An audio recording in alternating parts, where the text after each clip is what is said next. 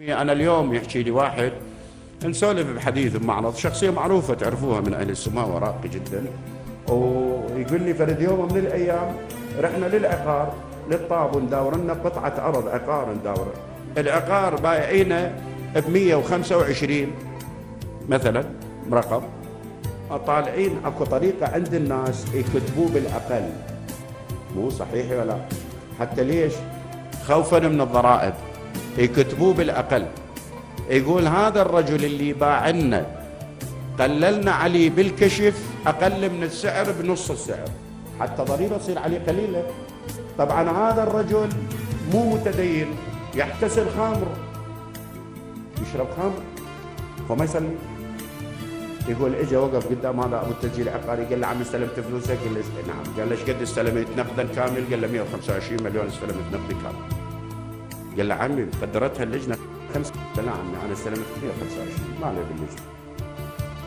قال له ابويا انت خل افتهم، انا هم ادري. الموظف يقول له احنا ندري بس هذا على مود الضرائب. قال له عمي سجل 125 ما مستعد اكذب.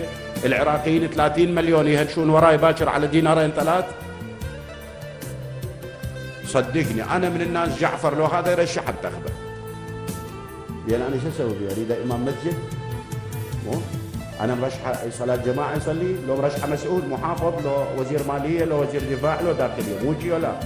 انا شو اسوي فيه؟ هو والله خليه يتصافى. احنا البارحه مو كنا نسولف ظلم ما بين العبد وربه، هذا ما له شغل به، هو الله اصفى به. يا اخي رحموا الناس.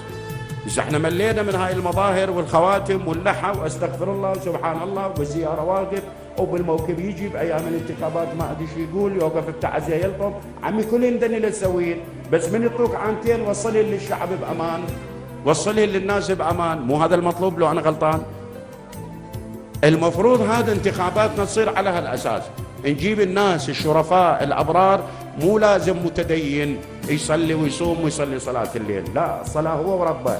ولذلك في يوم من الايام صار اجتماع للعلماء بالجامعه المستنصريه. ترى هاي المستنصريه صرح علمي قديم الى جذوره مو حديثه.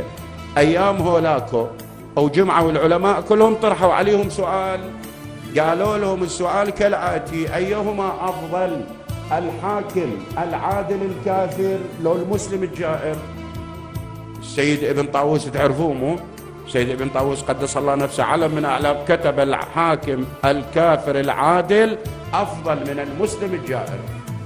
يعني فافتهمنا مسلم وهو مبايق النفط وبايق البترول بايق الرواتب، ماخذ المال العام، يمتهن الناس، يبتذل. اذا صار مدير امن مدير شرطه ما يرحم، اذا صار قائد مثل الضروره حاط له قران جواباته والمقابر الجماعيه تالفه العراق تارسته.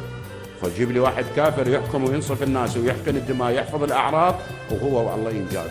سيدي قاتل الله بدبابه، انا انشط من الله وشايف المقاييس شلون؟